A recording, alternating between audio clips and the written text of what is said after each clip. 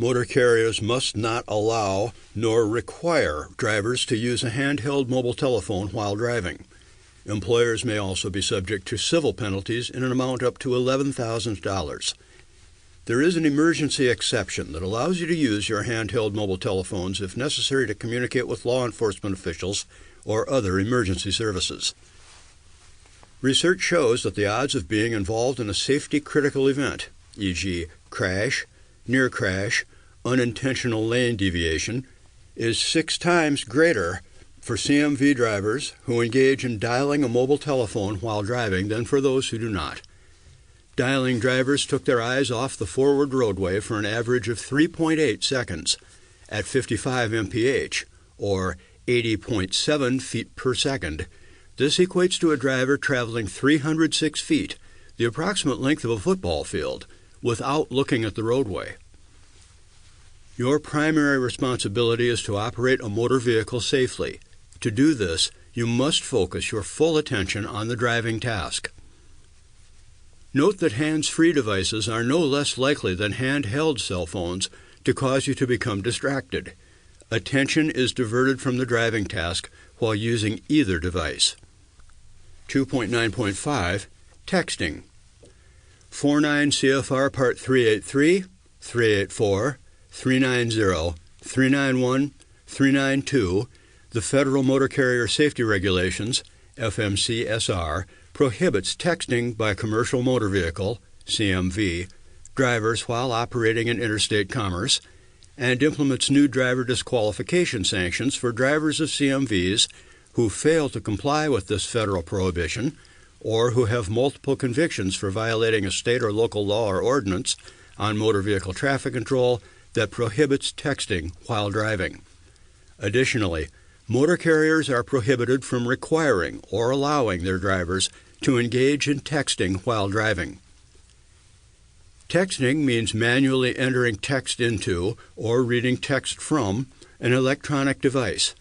This includes, but is not limited to, short message service, emailing, instant messaging, a command or request to access a worldwide web page, or engaging in any other form of electronic text retrieval or entry for present or future communication.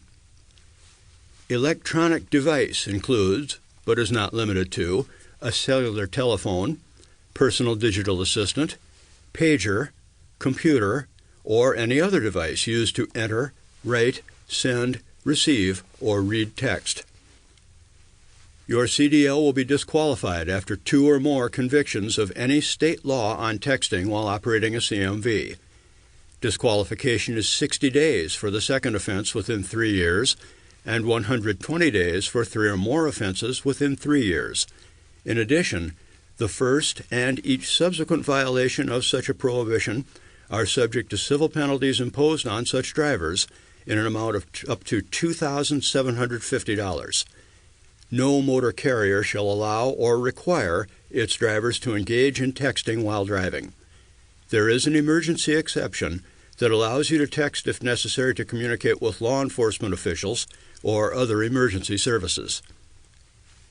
Evidence suggests that text messaging is even riskier than talking on a cell phone because it requires you to look at a small screen and manipulate the keypad with one's hands. Texting is the most alarming distraction because it involves both physical and mental distraction simultaneously. Research shows that the odds of being involved in a safety-critical event, e.g., crash, near crash, unintentional lane deviation, is 23.2 times greater for CMV drivers who engage in texting while driving than for those who do not. Sending or receiving text takes your eyes from the road for an average of 4.6 seconds. At 55 mph, you would travel 371 feet, or the length of an entire football field, without looking at the roadway. 2.9.6 Don't drive distracted. Your goal should be to eliminate all in-vehicle distractions before driving begins. Accomplishing this goal can be done by assessing all potential in-vehicle distractions before driving, developing a preventative plan to reduce or eliminate possible distractions, expecting distractions to occur, discussing possible scenarios before getting behind the wheel. Based on the assessment of potential distractions, you can formulate a preventative plan to reduce or eliminate possible distractions. If drivers react a half-second slower because of distractions, crashes double. Some tips to follow so you won't become distracted. Turn off all communication devices. If you must use a mobile phone, make sure it is within close proximity, that it is operable while you are restrained. Use an earpiece or the speakerphone function. Use voice-activated dialing, or use the hands-free feature. Drivers are not in compliance if they unsafely reach for a mobile phone, even if they intend to use the hands-free function. Do not type or read a text message on a mobile device while driving. Familiarize yourself with your vehicle's features and equipment before you get behind the wheel. Adjust all vehicle controls and mirrors to your preferences prior to driving. Pre-program radio stations and preload your favorite CDs. Clear the vehicle of any unnecessary objects and secure cargo. Review maps, program the GPS, and plan your route before you begin driving. Don't attempt to read or write while you drive. Avoid smoking, eating, and drinking while you drive. Leave early to allow yourself time to stop to eat. Don't engage in complex or emotionally intense conversations with other occupants. Secure commitment from other occupants to behave responsibly and to support the driver in reducing distractions. 2.9.7. Watch out for other distracted drivers. You need to be able to recognize other drivers who are engaged in any form of driving distraction. Not recognizing other distracted drivers can prevent you from perceiving or reacting correctly in time to prevent a crash. Watch for vehicles that may drift over the lane divider lines or within their own lane. Vehicles traveling at inconsistent speeds. Drivers who are preoccupied with maps, food, cigarettes, cell phones, or other objects. Drivers who appear to be involved in conversations with their passengers. Give a distracted driver plenty of room and maintain your safe following distance. Be very careful when passing a driver who seems to be distracted. The other driver may not be aware of your presence and they may drift in front of you. 2.10. Aggressive drivers and road rage. 2.10.1. What is it? Aggressive driving and road rage is not a new problem. However, in today's world, where heavy and slow-moving traffic and tight schedules are the norm, more and more drivers are taking out their anger and frustration in their vehicles. Crowded roads leave little room for error, leading to suspicion and hostility among drivers and encouraging them to take personally the mistakes of other drivers. Aggressive driving is the act of operating a motor vehicle in a selfish, bold, or pushy manner without regard for the rights or safety of others. Road rage is operating a motor vehicle with the intent of doing harm to others or physically assaulting a driver or their vehicle. 2.10.2. Don't be an aggressive driver. How you feel before you even start your vehicle has a lot to do with how stress will affect you while driving. Reduce your stress before and while you drive. Listen to easy listening music. Give the drive your full attention. Don't allow yourself to become distracted by talking on your cell phone, eating, etc. Be realistic about your travel time. Expect delays because of traffic, construction, or bad weather and make allowances. If you're going to be later than you expected, deal with it. Take a deep breath and accept the delay. Give other drivers the benefit of the doubt. Try to imagine why he or she is driving that way. Whatever their reason, it has nothing to do with you. Slow down and keep your following distance reasonable. Don't drive slowly in the left lane of traffic. Avoid gestures. Keep your hands on the wheel. Avoid making any gestures that might anger another driver, even seemingly harmless expressions of irritation like shaking your head. Be a cautious and courteous driver. If another driver seems eager to get in front of you, say, "Be my guest." This response will soon become a habit, and you won't be as offended by other drivers' actions. 2.10.3 What you should do when confronted by an aggressive driver. First and foremost, make every attempt to get out of their way. Put your pride in the back seat. Do not challenge them by speeding up or attempting to hold your own in your travel lane. Avoid eye contact. Ignore gestures and refuse to react to them. Report aggressive drivers to the appropriate authorities by providing a vehicle description, license number, location, and, if possible, direction of travel. If you have a cell phone and can do it safely, call the police.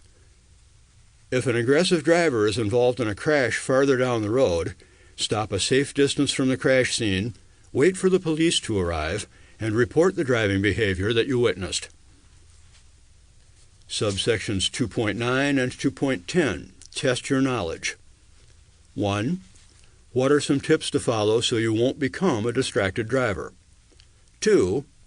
How do you use in-vehicle communications equipment cautiously? 3. How do you recognize a distracted driver? 4. What is the difference between aggressive driving and road rage? 5. What should you do when confronted with an aggressive driver? 6. What are some things you can do to reduce your stress before and while you drive?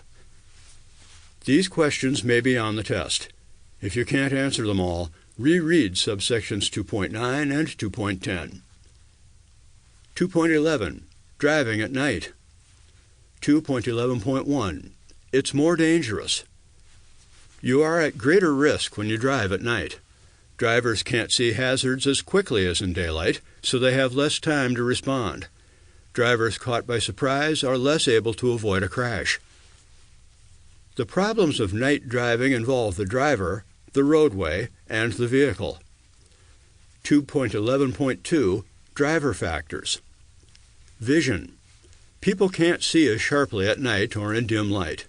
Also, their eyes need time to adjust to seeing in dim light. Most people have noticed this when walking into a dark movie theater. Glare. Drivers can be blinded for a short time by bright light. It takes time to recover from this blindness. Older drivers are especially bothered by glare. Most people have been temporarily blinded by camera flash units or by the high beams of an oncoming vehicle. It can take several seconds to recover from glare. Even 2 seconds of glare blindness can be dangerous. A vehicle going 55 mph will travel more than half the distance of a football field during that time.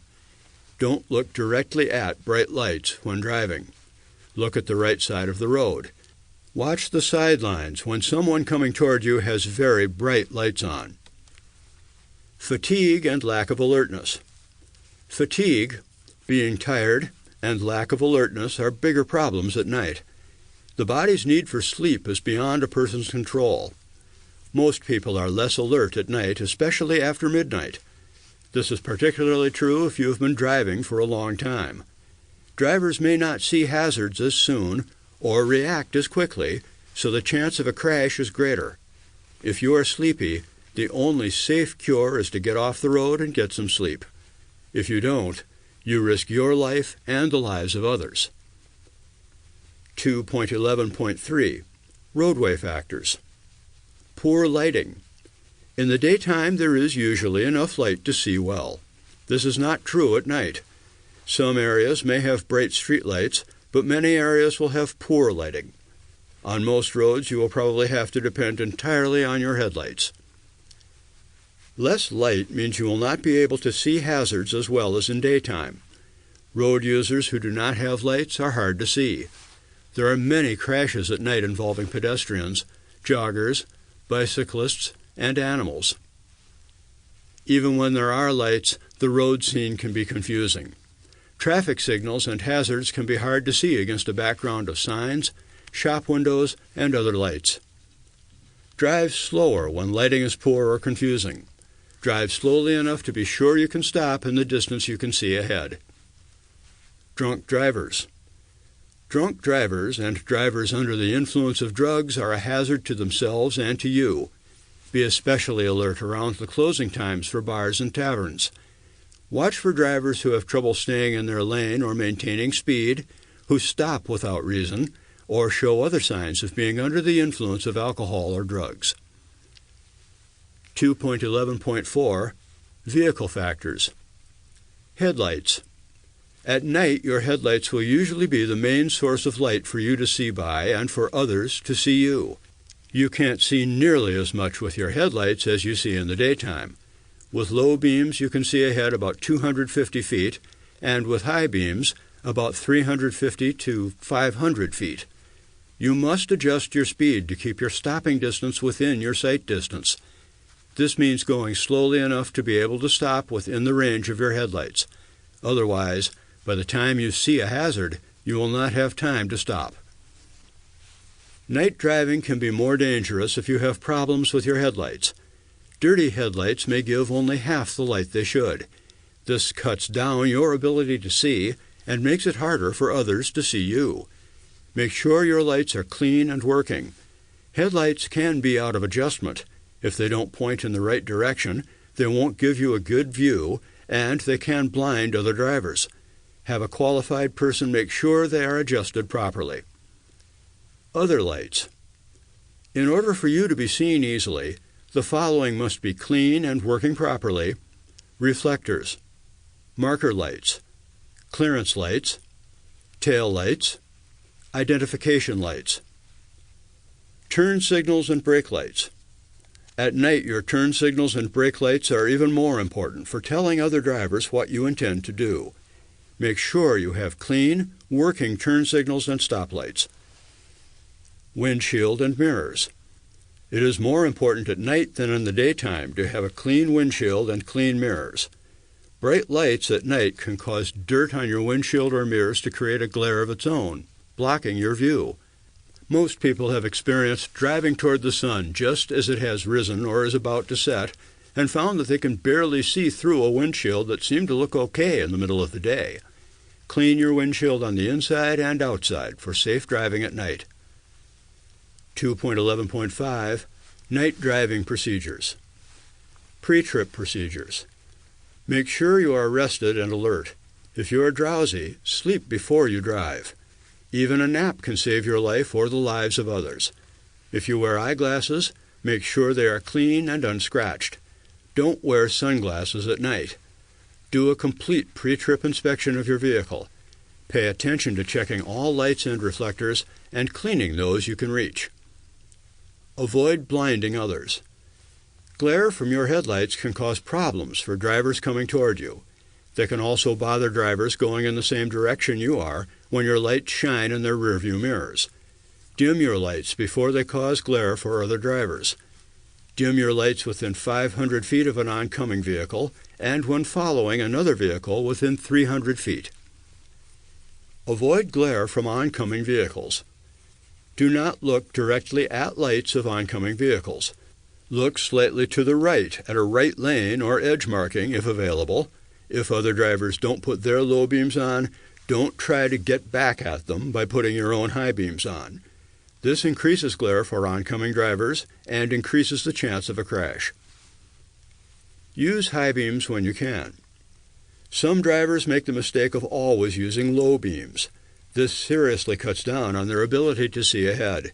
Use high beams when it is safe and legal to do so. Use them when you are not within 500 feet of an approaching vehicle.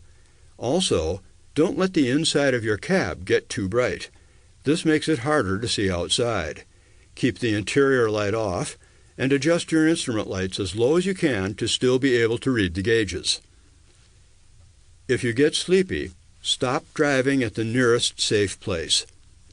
People often don't realize how close they are to falling asleep, even when their eyelids are falling shut.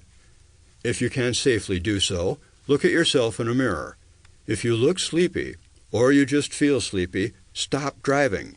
You are in a very dangerous condition. The only safe cure is to sleep. 2.12 Driving in Fog. Fog can occur at any time. Fog on highways can be extremely dangerous. Fog is often unexpected, and visibility can deteriorate rapidly. You should watch for foggy conditions and be ready to reduce your speed.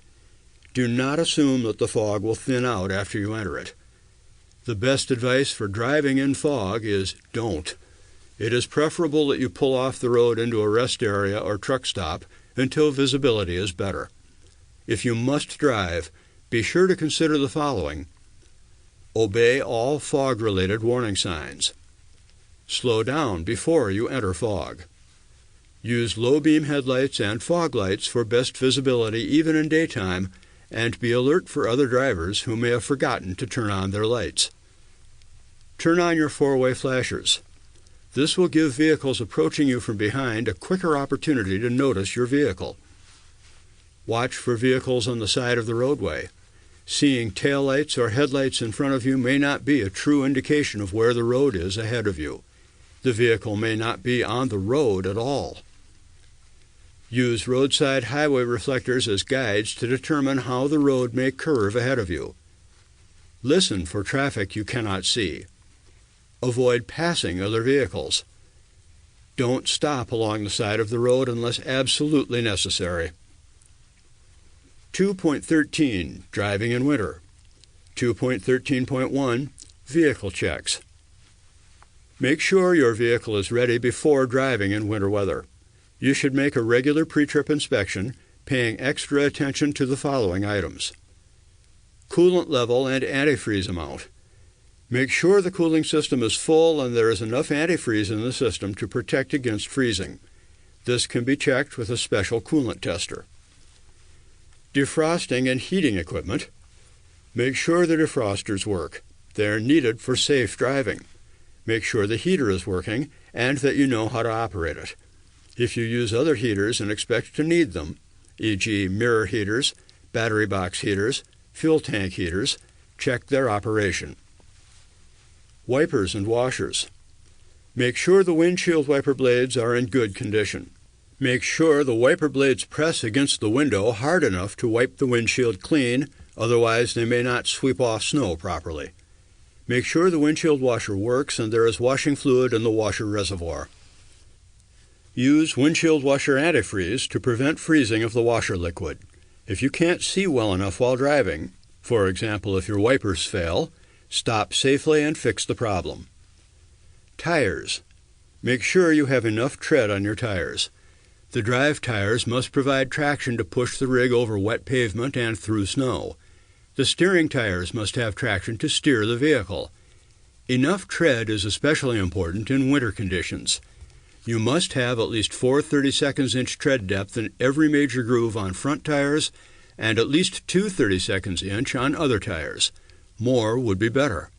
Use a gauge to determine if you have enough tread for safe driving. Tire chains.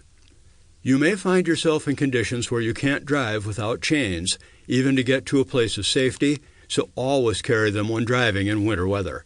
Carry the right number of chains and extra crosslinks. Make sure they will fit your tires. Check the chains for broken hooks, worn or broken crosslinks, and bent or broken side chains. Learn how to put the chains on before you need to do it in snow and ice. Lights and reflectors. Make sure the lights and reflectors are clean. Lights and reflectors are especially important during bad weather. Check from time to time during bad weather to make sure they are clean and working properly. Windows and mirrors. Remove any ice, snow, etc. from the windshield, windows, and mirrors before starting. Use a windshield scraper, snow brush, and windshield defroster as necessary. Handholds, steps, and deck plates. Remove all ice and snow from handholds, steps, and deck plates. This will reduce the danger of slipping.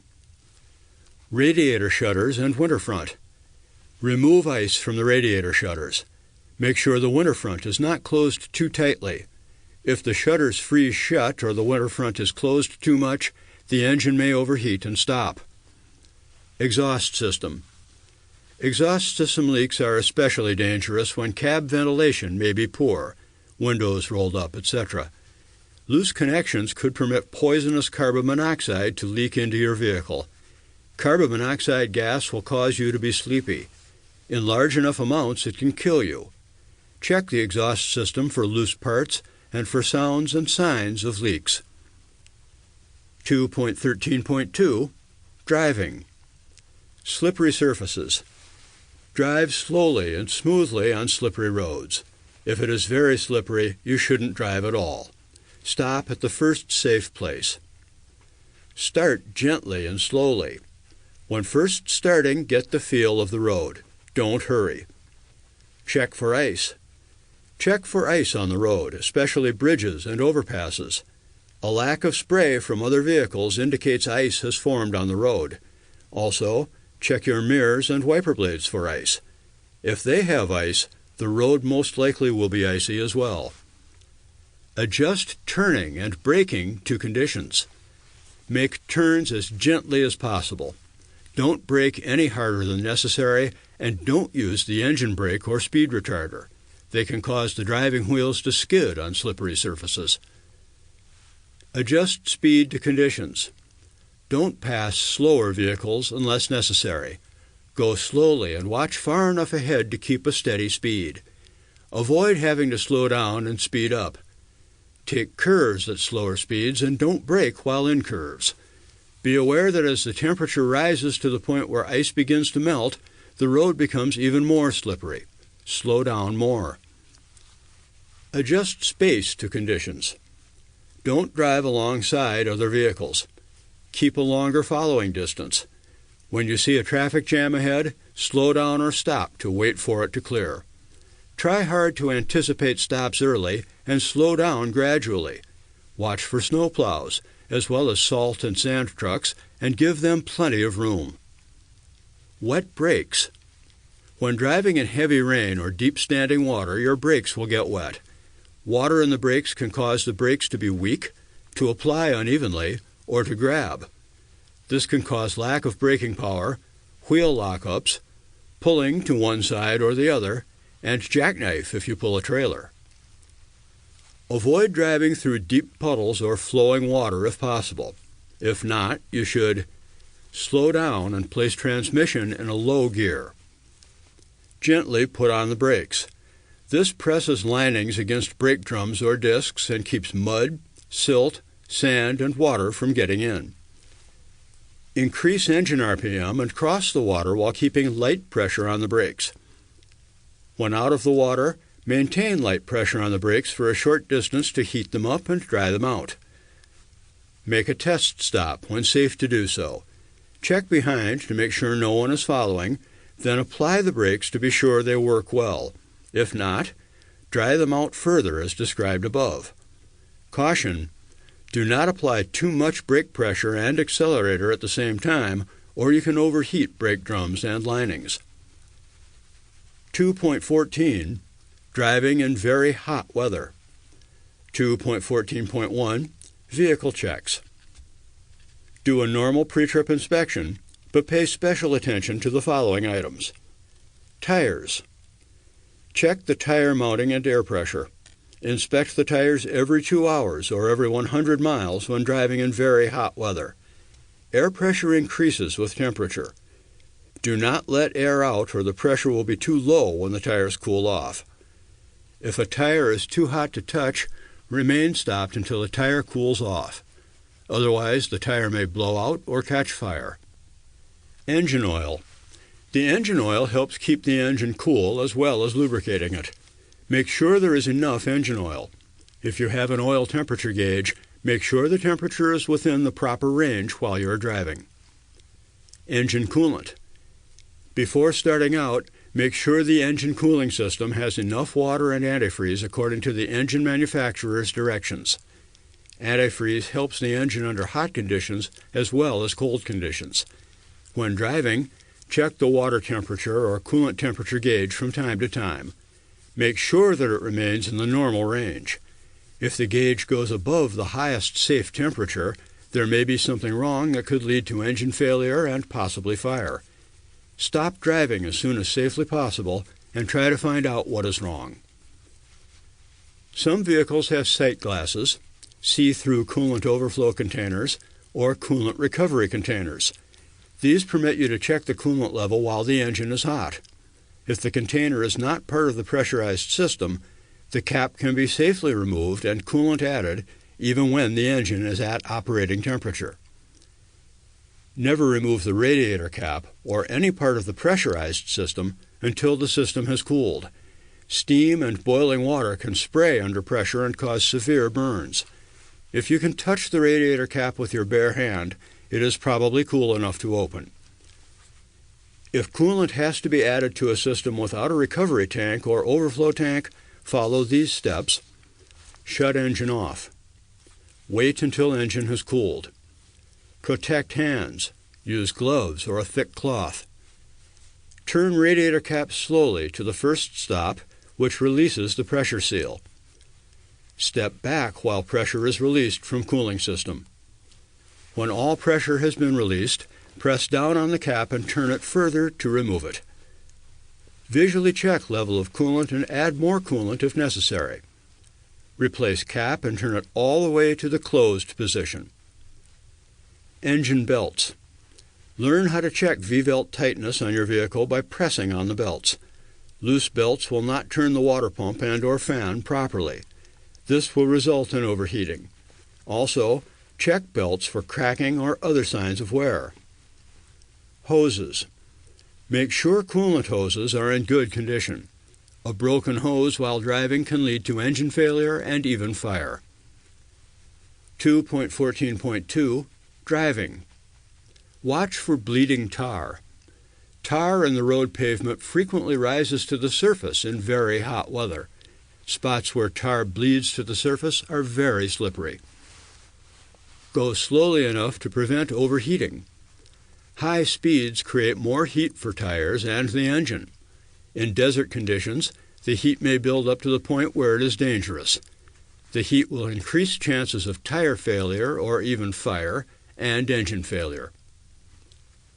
Subsections 2.11, 2.12, 2.13, and 2.14 test your knowledge. 1. You should use low beams whenever you can. True or false? 2. What should you do before you drive if you are drowsy? 3. What effects can wet brakes cause? How can you avoid these problems? 4. You should let air out of hot tires so the pressure goes back to normal. True or false? 5. You can safely remove the radiator cap as long as the engine isn't overheated. True or false? These questions may be on the test. If you can't answer all of them, reread subsections 2.11, 2.12, 2.13, and 2.14. 2.15 Railroad Highway Crossings. Railroad highway grade crossings are a special kind of intersection where the roadway crosses train tracks. These crossings are always dangerous. Every such crossing must be approached with the expectation that a train is coming. 2.15.1 Types of crossings. Passive crossings. This type of crossing does not have any type of traffic control device. The decision to stop or proceed rests entirely in your hands. Passive crossings require you to recognize the crossing, search for any train using the tracks, and decide if there is sufficient clear space to cross safely. Passive crossings have yellow circular advance warning signs, pavement markings, and crossbucks to assist you in recognizing a crossing. Active crossings. This type of crossing has a traffic control device installed at the crossing to regulate traffic at the crossing. These active devices include flashing red lights, with or without bells, and flashing red lights with bells and gates. 2.15.2 Warning signs and devices. Advance warning signs. The round, black-on-yellow warning sign is placed ahead of a public railroad highway crossing. The advance warning sign tells you to slow down, look and listen for the train, and be prepared to stop at the tracks if a train is coming. See Figure 2.15. Illustration, Figure 2.15, caption reads, Round yellow warning sign. Continuing with the text. Pavement markings. Pavement markings mean the same as the advance warning sign. They consist of an X with the letters RR and a no passing marking on two-lane roads. See Figure 2.16. Illustration, Figure 2.16. Caption reads, Pavement markings. Continuing with the text. Crossbuck signs. This sign marks the grade crossing. It requires you to yield the right-of-way to the train. If there is no white line painted on the pavement, you must stop the bus before the crossbuck sign. When the road crosses over more than one set of tracks, a sign below the crossbuck indicates the number of tracks. See Figure 2.17. Illustration, Figure 2.17, reads, Multiple tracks. Railroad crossing, 3 tracks.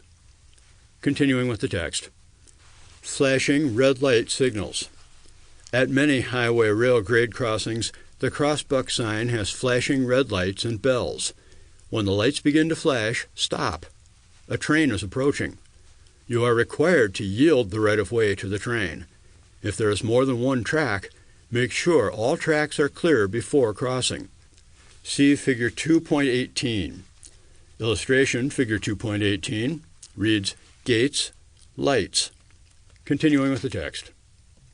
2.15.3, Driving procedures. Never race a train to a crossing. Never attempt to race a train to a crossing. It is extremely difficult to judge the speed of an approaching train. Reduce speed. Speed must be reduced in accordance with your ability to see approaching trains in any direction, and your speed must be held to a point which will permit you to stop short of the tracks in case a stop is necessary. Don't expect to hear a train. Because of noise inside your vehicle, you cannot expect to hear the train horn until the train is dangerously close to the crossing. Don't rely on signals.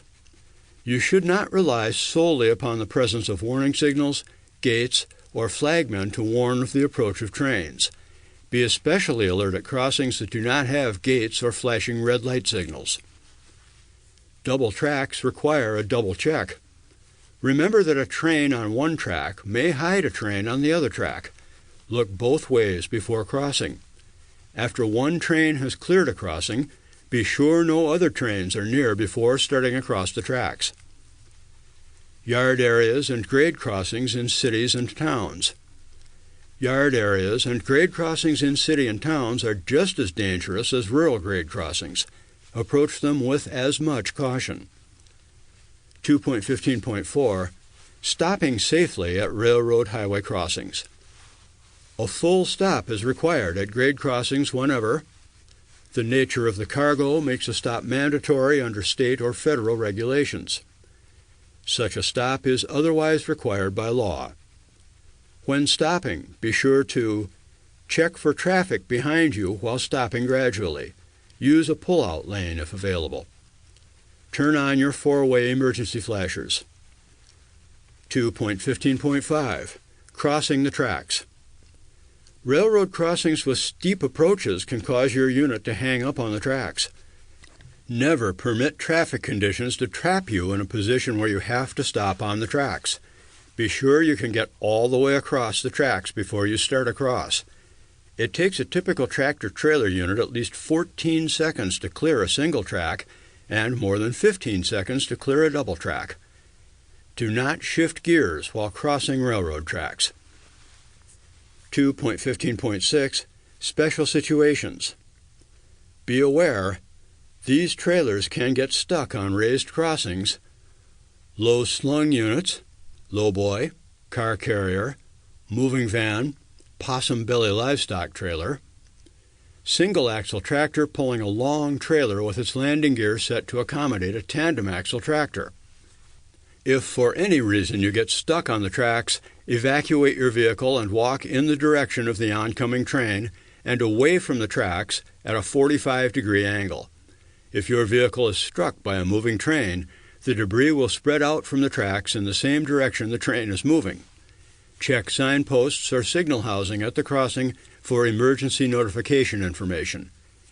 Call emergency number on ENS first, then call 911. Give the location of the crossing using all identifiable landmarks, especially the DOT number if posted.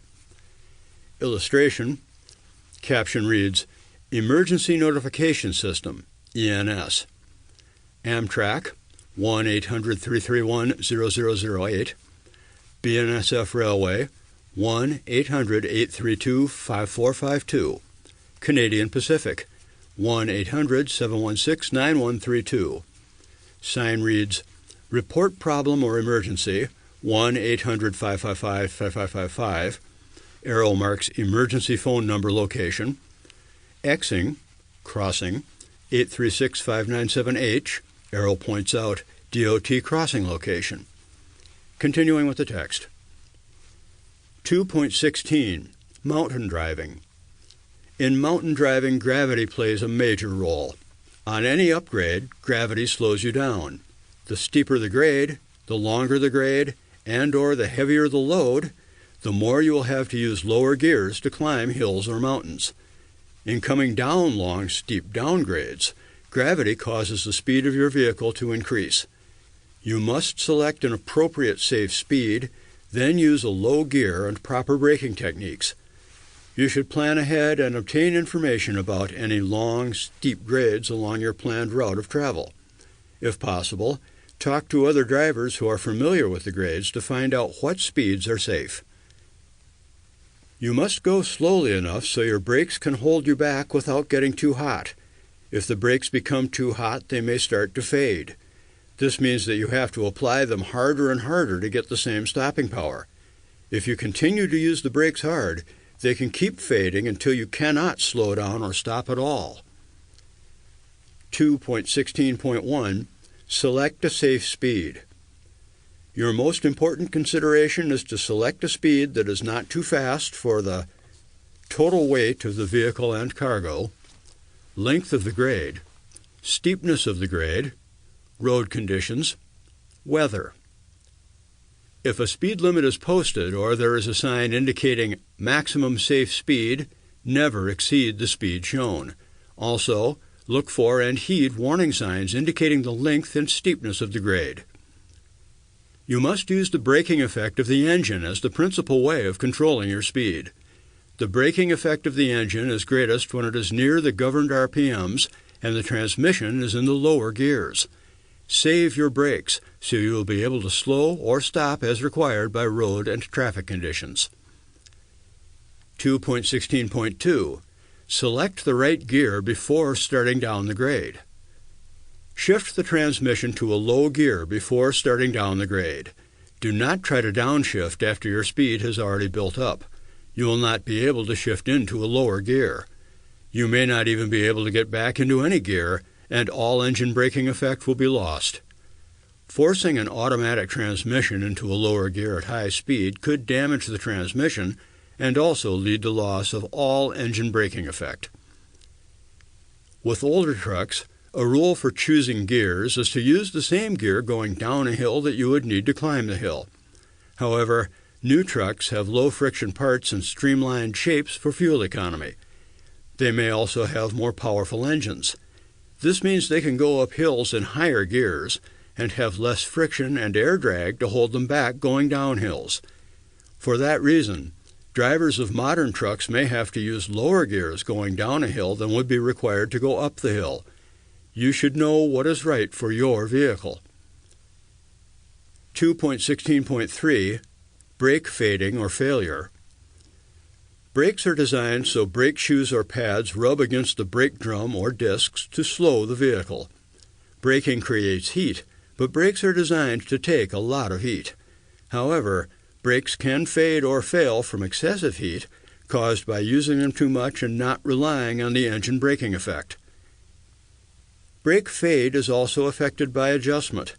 To safely control a vehicle, every brake must do its share of the work. Brakes out of adjustment will stop doing their share before those that are in adjustment. The other brakes can then overheat and fade, and there will not be enough braking available to control the vehicle. Brakes can get out of adjustment quickly, especially when they are used a lot. Also, brake linings wear faster when they are hot. Therefore, brake adjustment must be checked frequently. 2.16.4 Proper braking technique. Remember, The use of brakes on a long and/or steep downgrade is only a supplement to the braking effect of the engine. Once the vehicle is in the proper low gear, the following is the proper braking technique. Apply the brakes just hard enough to feel a definite slowdown. When your speed has been reduced to approximately 5 mph below your safe speed, release the brakes. This brake application should last for about 3 seconds. When your speed has increased to your safe speed, repeat steps 1 and 2. For example, if your safe speed is 40 mph, you would not apply the brakes until your speed reaches 40 mph. You now apply the brakes hard enough to gradually reduce your speed to 35 mph and then release the brakes. Repeat this as often as necessary until you have reached the end of the downgrade. Escape ramps have been built on many steep mountain downgrades. Escape ramps are made to stop runaway vehicles safely without injuring drivers and passengers. Escape ramps use a long bed of loose, soft material to slow a runaway vehicle, sometimes in combination with an upgrade. No escape ramp locations on your route. Signs show drivers where ramps are located. Escape ramps save lives, equipment, and cargo. Subsections 2.15 and 2.16 test your knowledge. 1. What factors determine your selection of a safe speed when going down a long, steep downgrade? 2. Why should you be in the proper gear before starting down a hill? 3. Describe the proper braking technique when going down a long, steep downgrade. 4. What type of vehicles can get stuck on a railroad highway crossing? 5. How long does it take for a typical tractor-trailer unit to clear a double track? These questions may be on the test. If you can't answer them all, reread subsections 2.15 and 2.16. 2.17. Driving emergencies. Traffic emergencies occur when two vehicles are about to collide. Vehicle emergencies occur when tires, brakes, or other critical parts fail. Following the safety procedures in this manual can help prevent emergencies. But if an emergency does happen, your chances of avoiding a crash depend upon how well you take action. Actions you can take are discussed below. 2.17.1. Steering to avoid a crash. Stopping is not always the safest thing to do in an emergency. When you don't have enough room to stop, you may have to steer away from what's ahead. Remember, you can almost always turn to miss an obstacle more quickly than you can stop. However, top-heavy vehicles and tractors with multiple trailers may flip over. Keep both hands on the steering wheel. In order to turn quickly, you must have a firm grip on the steering wheel with both hands. The best way to have both hands on the wheel, if there is an emergency, is to keep them there all the time. How to turn quickly and safely. A quick turn can be made safely if it's done the right way. Here are some points that safe drivers use. Do not apply the brake while you are turning. It's very easy to lock your wheels while turning. If that happens, you may skid out of control. Do not turn any more than needed to clear whatever is in your way. The more sharply you turn, the greater the chances of a skid or rollover. Be prepared to countersteer, that is, to turn the wheel back in the other direction once you've passed whatever was in your path. Unless you are prepared to countersteer, you won't be able to do it quickly enough. You should think of emergency steering and countersteering as two parts of one driving action. Where to steer. If an oncoming driver has drifted into your lane, a move to your right is best. If that driver realizes what has happened, the natural response will be to return to his or her own lane. If something is blocking your path, the best direction to steer will depend on the situation. If you have been using your mirrors, you'll know which lane is empty and can be safely used. If the shoulder is clear, going right may be best. No one is likely to be driving on the shoulder, but someone may be passing you on the left. You will know if you have been using your mirrors. If you are blocked on both sides, a move to the right may be best. At least you won't force anyone into an opposing traffic lane and a possible head-on collision. Leaving the road. In some emergencies, you may have to drive off the road. It may be less risky than facing a collision with another vehicle. Most shoulders are strong enough to support the weight of a large vehicle and, therefore, offer an available escape route. Here are some guidelines if you do leave the road. Avoid braking. If possible, avoid using the brakes until your speed is dropped to about 20 mph. Then brake very gently to avoid skidding on a loose surface. Keep one set of wheels on the pavement if possible. This helps to maintain control. Stay on the shoulder. If the shoulder is clear, stay on it until your vehicle has come to a stop. Signal and check your mirrors before pulling back onto the road. Returning to the road. If you are forced to return to the road before you can stop, use the following procedure. Hold the wheel tightly and turn sharply enough to get right back on the road safely. Don't try to edge gradually back on the road.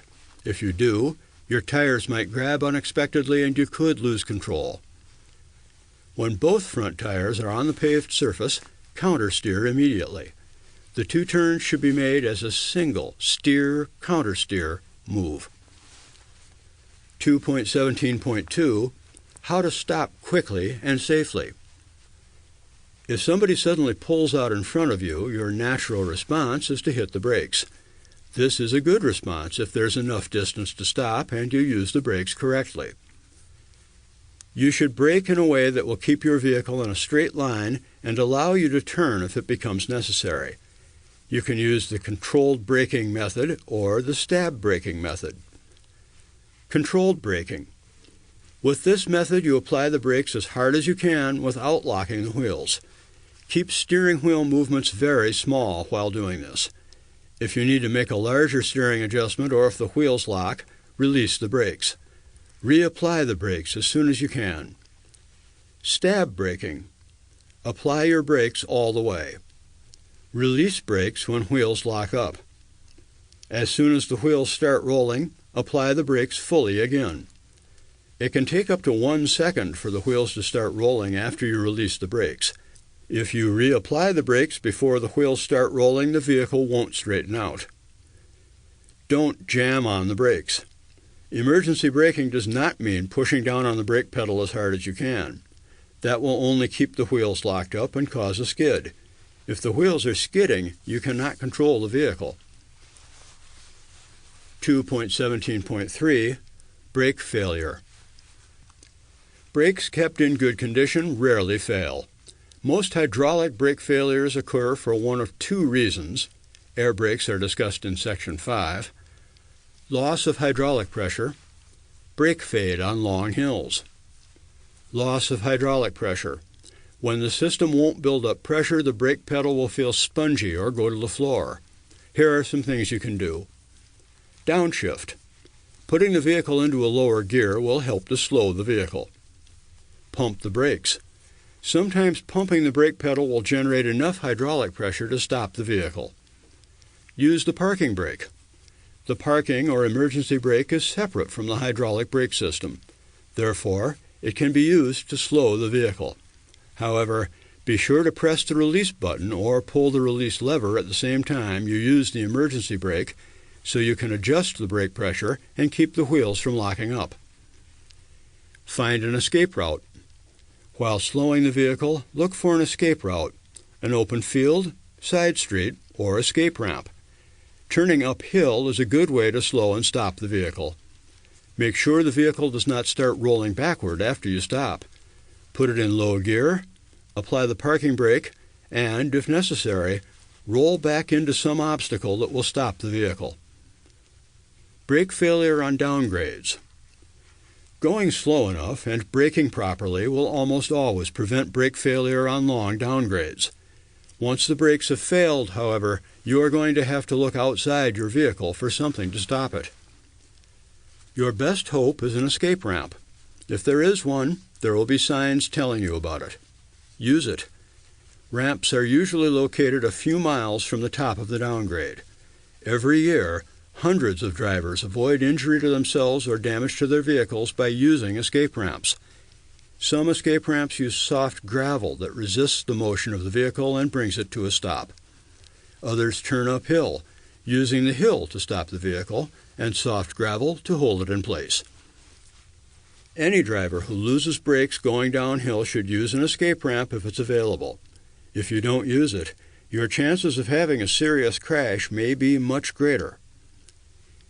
If no escape ramp is available, take the least hazardous escape route you can, such as an open field or a side road that flattens out or turns uphill. Make the move as soon as you know your brakes don't work. The longer you wait, the faster the vehicle will go, and the harder it will be to stop. 2.17.4 Tire failure. Recognize tire failure. Quickly knowing you have a tire failure will let you have more time to react. Having just a few extra seconds to remember what it is you're supposed to do can help you. The major signs of tire failure are sound. The loud bang of a blowout is an easily recognized sign. Because it can take a few seconds for your vehicle to react, you might think it was some other vehicle. But any time you hear a tire blow, you'd be safest to assume it is yours. Vibration. If the vehicle thumps or vibrates heavily, it may be a sign that one of the tires has gone flat. With a rear tire, that may be the only sign you get. Feel. If the steering feels heavy, it is probably a sign that one of the front tires has failed. Sometimes, failure of a rear tire will cause the vehicle to slide back and forth or fishtail. However, dual rear tires usually prevent this. Respond to tire failure. When a tire fails, your vehicle is in danger. You must immediately hold the steering wheel firmly. If a front tire fails, it can twist the steering wheel out of your hand. The only way to prevent this is to keep a firm grip on the steering wheel with both hands at all times. Stay off the brake. It's natural to want to brake in an emergency. However, braking when a tire has failed could cause loss of control. Unless you're about to run into something, stay off the brake until the vehicle has slowed down. Then brake very gently, pull off the road, and stop. Check the tires. After you've come to a stop, get out and check all the tires. Do this even if the vehicle seems to be handling all right. If one of your dual tires goes, the only way you may know it is by getting out and looking at it. 2.18 Anti-lock braking systems, ABS. ABS is a computerized system that keeps your wheels from locking up during hard brake applications. ABS is an addition to your normal brakes. It does not decrease or increase your normal braking capability.